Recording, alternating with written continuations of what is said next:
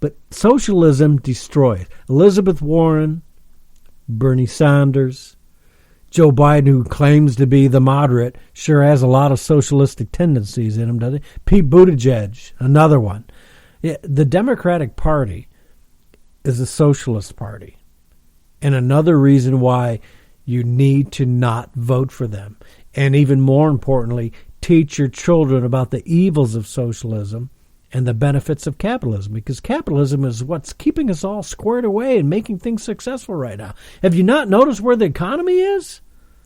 That's because of less government regulation, less government control, and lower taxes. That's why the government has done the right thing for us under Trump.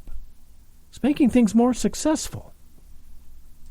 Okay, so we can switch gears here. I want to go after one more thing, and that would be talking about China and the novel coronavirus. And I only doing this maybe as my own PSA. Is China lying to us? You know, they originally said this was about the Wuhan market and that there was some virus that came out of bats or snakes or some crazy food that the Chinese seem to eat over there. And if you haven't seen some of those crazy things, some of the stuff people eat in China and in the Far East is not my cup of tea. Maybe that's their cultural thing. Frankly, it strikes me as being a tad dangerous. I'm just saying.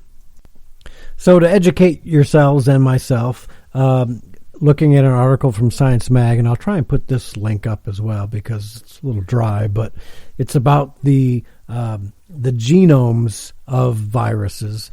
And what they're saying is that this new novel coronavirus coming out of Wuhan, the gene sequence has a 96.2 similarity to a bat virus. And so maybe it's the bat somehow that transferred first to human beings. Now, can you buy bats in the Wuhan food market?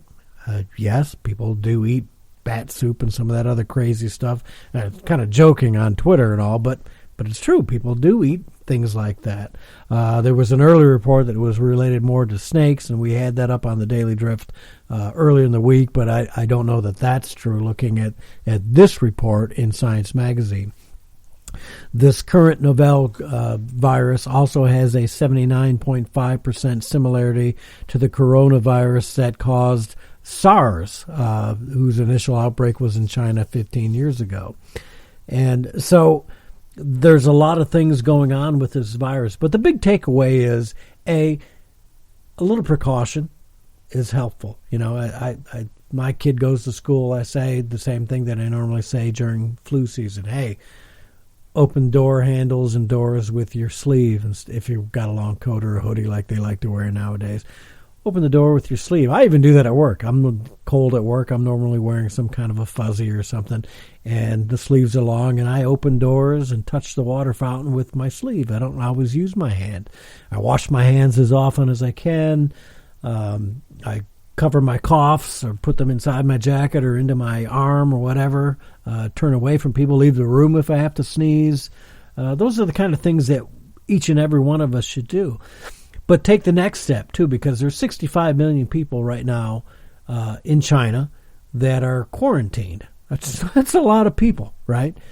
And the reports you're getting out of China is that the streets are empty, that people are in their homes, they're not coming out. Well, it's China. It's a communist government. When they tell you stay in your home, they're not asking you to stay in your home. They are telling you in communist China, you stay in your home. Don't be coming out. Well, I hope they have enough food in those homes to last for a week or 2 weeks or 3 weeks, however long they're going to be in there. It's already been over a week. I wonder about those people who in China, maybe not as wealthy as us. Do they have 2 weeks of food in the house? Do they have 3 weeks of food? So should it jump? Should it happen? Should something escape and it makes its way over here?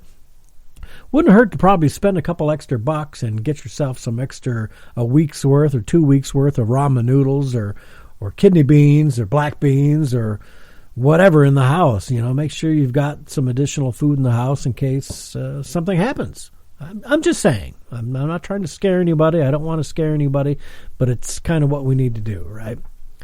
So, anyways, we're wrapping up. It's been a heck of a night for me, and I'm playing with the studio and everything else.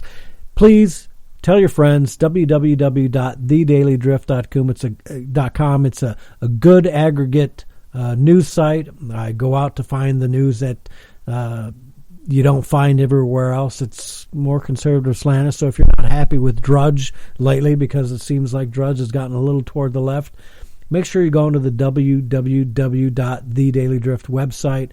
Check it out. You can put your email in and get it delivered to your inbox.